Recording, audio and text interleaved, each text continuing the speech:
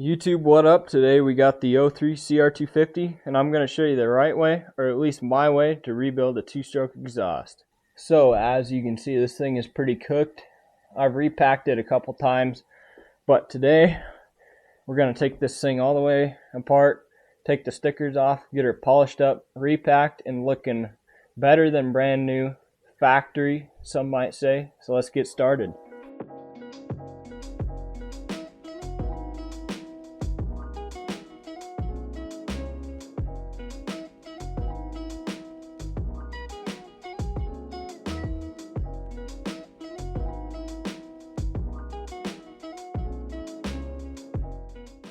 So to get started here, we got a yard off this side panel.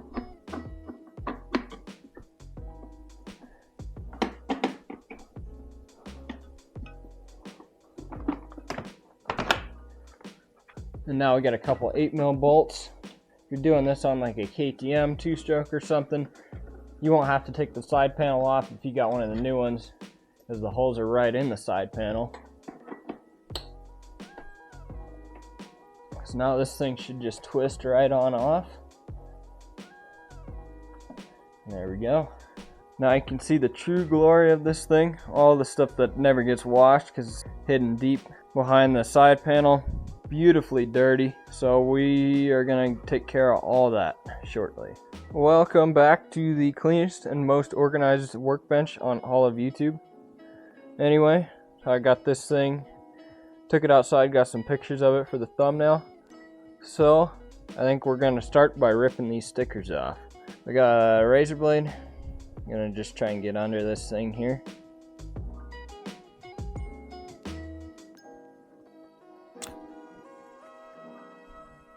Well, this is going to suck. I'll catch you guys once I get these stickers off. Alright, so we got the stickers off. As you can see, that's about how it would look if you got one of these brand new. A little bit more shiny than that. This side was a little worse. It'd be more like this sticker back here, but still could use some improvement. We're gonna get this thing polished up to a mirror. So we got some Torx screws right here. Gonna take them out, get this back cap and core out. All right, so now we got to break this RTV here that I got. Usually just giving this thing a couple good whacks on the mount. Gets it moving.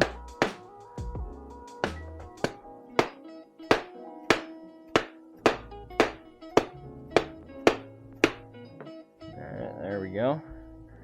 I'm going to keep tapping it off, get it almost off, and we'll get back up to the bench.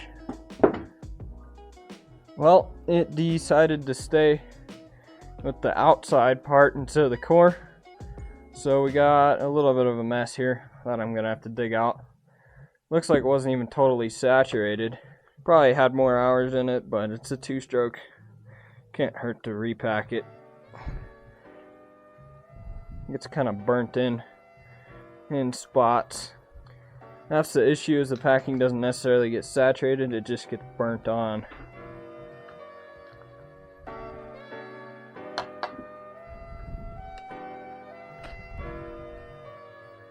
Alright, looks like I got everything off the core, so we'll have to clean this up too. Well, I gotta dig the rest of this out. Alright, so now we're at the point where this becomes kind of optional. I'm gonna take out the actual turbine core from this exhaust here. So to do that, we got a couple bolts. We got one bolt and a couple screws. The reason I say this is optional is because it's not super easy to get it out or back in. I've done it before, so I would know. But I think it's worth it to get everything cleaned up. There is some packing in the actual turbine core itself, so putting some fresh packing in there can't hurt. And just to polish this thing up and get it nice and clean. There's that 4mm from the bottom, and then we got 4 rivets. So most exhausts should be a 3/16 rivet. This one is. So you just get a drill, 3/16 drill bit, and it should pop off like that. We got a couple more. I already did the other one over here.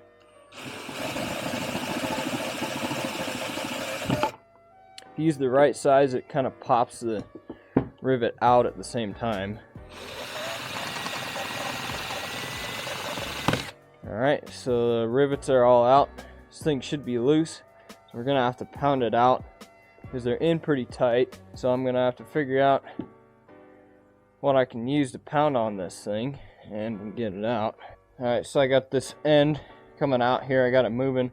I just got one of these Harbor Freight mallets. It's pretty beat up and dirty. Okay, there's the end cap. So it's just kind of tapping on it, get it to come out. See, look at all that stuff right there. It's a lot of carbon buildup right there. That's super dirty. So it's good to get in here. This is where the spark arrestor actually throws the carbon particles and all that stuff that I guess could catch something on fire, but I don't really think I don't think you could catch anything on fire with a spark coming out of here, but I guess there's some science that proves it. But anyway, we can clean that up now that it's off. Now let me see if I can get the rest of this thing out. I think I might need a longer beating device here. That thing's still in there pretty good.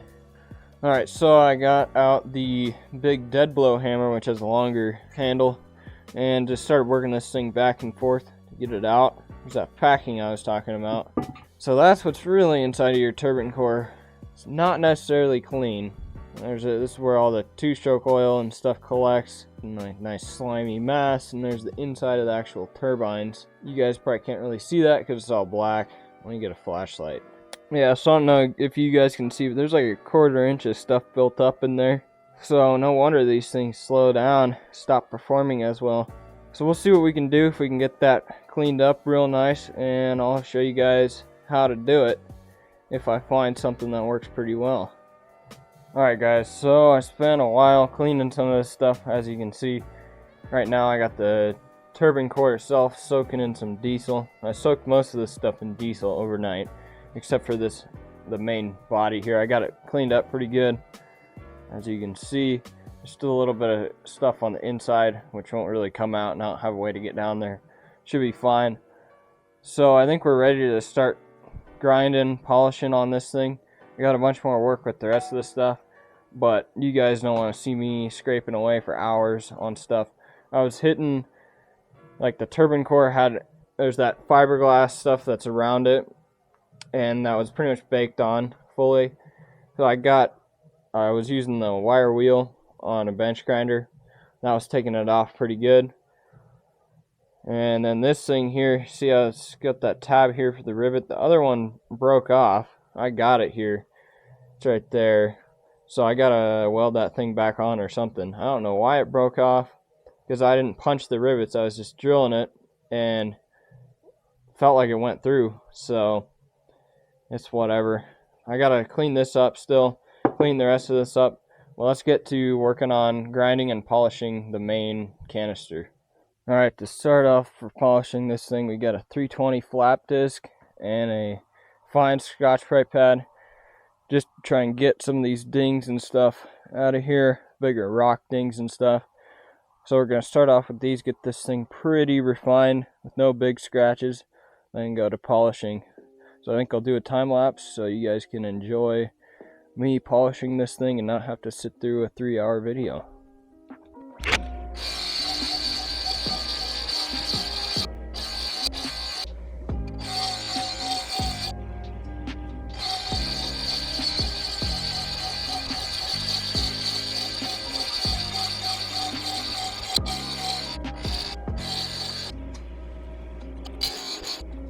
Alright guys, so I took this thing after I got it pretty much cleaned up and wet sanded it just to get it extra smooth down. It's not going to be perfect mirror when we're done, but it should be pretty close. So I got the polishing wheels on, so now we got to get this thing all polished up.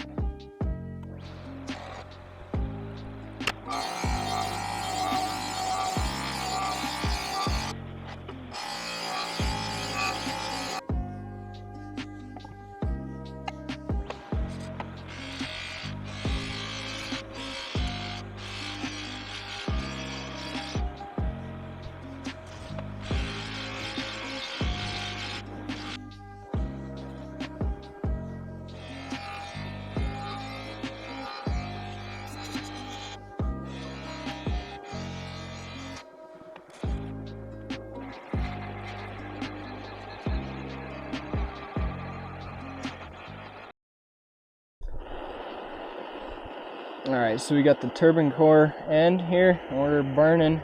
It's been soaking in diesel. We're going to burn some of the carbon and stuff out of it here. See if we can get it going again. Alright, so I got this inner core section cleaned up good enough. Just hit it with the wire wheel on the bench grinder. And I got most of this other stuff cleaned up pretty good, like the turbine core itself. I got all the stuff off this end here, and it's cleaned up. Still a little crusty inside, but it's just going to be crusty as soon as I get it back together and run it. So it's good enough. It should sound better. So to pack this thing, we got this FMF Everlast 2-stroke packing. I've used it before. I just get this stuff instead of the generic because it's got better reviews. I don't know, I never tried the, well, I don't know, I might have tried the generic at one point, but I don't think it was my bike. So I don't know if it lasted or not.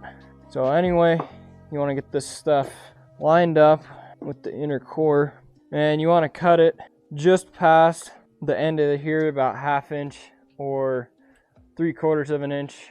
So it looks like I'm going to be cutting it, this seam right here. Now make sure, I made this mistake before. I cut right on the seam. You want to cut a little bit past the seam towards a little longer, because if you cut right on the seam, then you'll just have a mess of fiberglass going everywhere. And you still kind of have a mess of fiberglass going everywhere, but at least there's a little less. What happens is you'll lose all the packing that's in this whole bag right here. And I usually wear gloves when I'm doing packing, because unless you want fiberglass all in your skin, it's not really fun. Alright, so now that I got this section cut, what we're going to do is we're going to wrap this thing up nice and tight. So I think we're going to do it like this. I got some masking tape over here. Let's get some ready. And you want to try and get this stuff nice and tight so it actually fits in the outer tube. And it still usually is a squeeze, that last bit at the end. It's easier on the bikes that aren't spark rested, or the bikes or the silencers that don't have the turbine core, because you have to insert the core of this one into the turbine core, which is not easy. So you just want to tape it up nice and tight. It doesn't have to look pretty, it just has to be tight. I start with one wrap in the middle. So once I get a couple wraps of tape here, I'm going to try and get this end in a little bit better, a little tighter. Now I'm going to get a couple more wraps up here at the end. Try not to go past the core right there. You don't want to just wrap it fully full of fiberglass, because like I said, it's got to go into here. It goes into this hole right here. It has to actually lock in. That's the hardest part of the job, in my opinion. Alright, I think I got this thing wrapped up pretty good. Got 5 wraps of tape on there. So using masking tape, there's not really a problem with it, because it'll burn off or pop if it needs to, if it wants to expand more. But really what I've noticed is that the inner 1/4 inch of the packing gets saturated and then kind of just gets burnt onto the core. So the rest of this really doesn't do anything after 20-25 hours once it's all caked and premixed. Depends on what ratio you're running. This bike's 32:1, so it cakes it up pretty quick. So that should be good enough for this thing. Repack it in another 50 hours or whatever. So now I gotta get a little piece onto this thing, because it's supposed to have packing as well. So I think since this end bag's exploding, I'll get this middle one. Should be enough to wrap around there without too much extra. And I'm gonna cut the rest of this off into the trash. Alright, here's my little section. And when you're cutting this stuff, make sure not to use the kitchen scissors, because it'll make those things dull pretty quick. So just wrap it the same way, pretty much. Just get it nice and tight, and then we'll shove some tape on it to keep it in place. Alright, that should be good enough. Alright, so now I gotta get the turbine core back into the main housing here, if I can. You gotta put the 2 screws at the top, the one is at the bottom.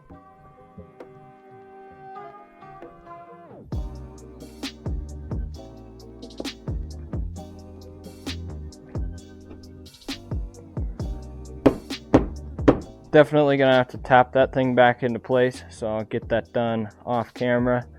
But I got something I want to try. See, I polished up this end cap here, so it's nice and clean.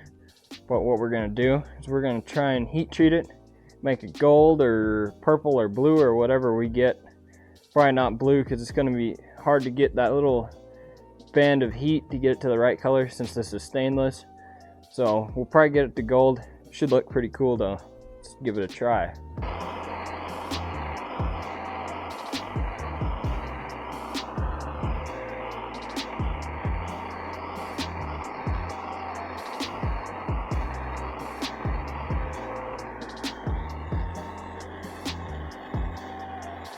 So I'm starting from the bottom, letting the heat work up. And the thing about this stuff is, if I don't like it, I can always polish it out again. Looking like we're gonna get some purple here. I don't care what color it is, either way it'll look cool. One of a kind, that's for sure.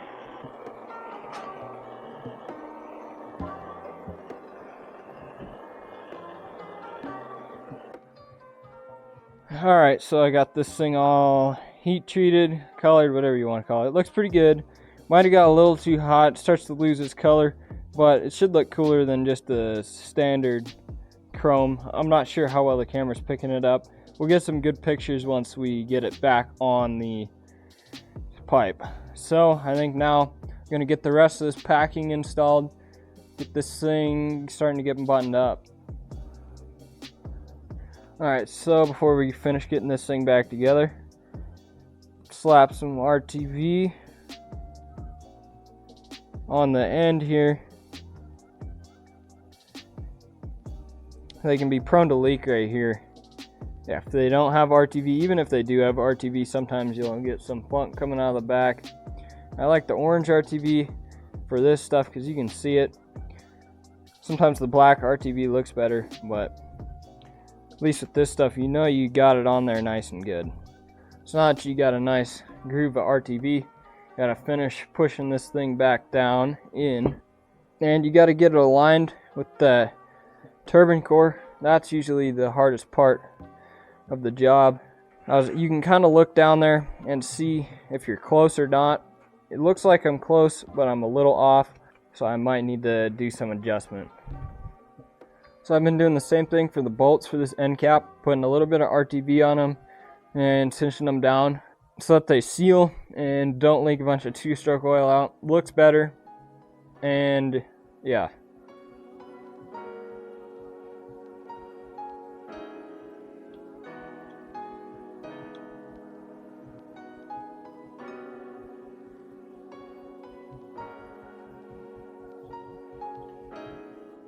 Alright, so I got this inside tube back into the end cap, got it RTV'd in. Final thing we got to do here is get this thing back onto the silencer itself. So I'm going to put some RTV on it so it seals up nice, and then get it back on.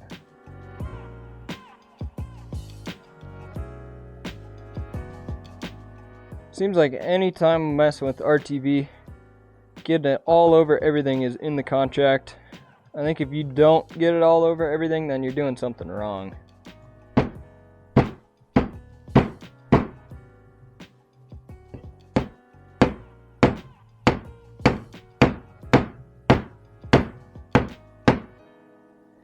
If you hit it with the hammer, you got to be careful not dent the end cap.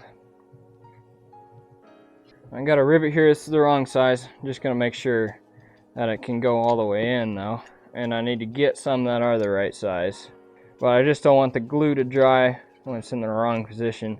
Just make sure it goes in both all the way, and then we're good. We can get the glue cleaned up. Alright, so I had to whip up some custom rivets here because Ace isn't always the place. This time they weren't. So I had some 1/2-inch grip rivets, so I cut them down because they're a little too long for this. But 3/16 diameter, and we got the old Emmanuel rivet gun. You stick them in here. You have them a little couple of squeezes. Try not to scratch up the exhaust too much.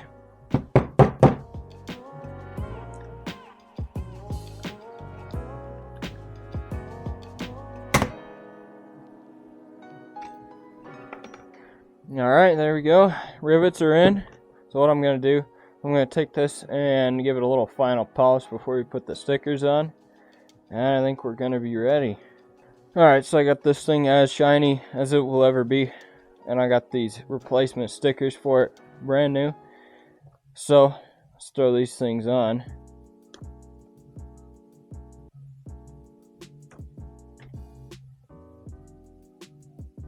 So we can get it straight here. It's about right there.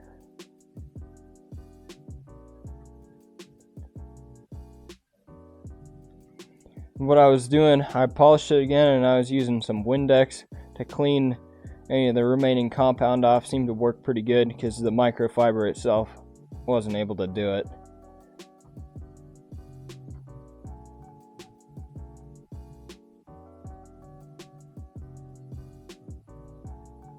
And the rivets polished up pretty nice with the number 3 polishing wheel. Alright, now we just got the other side.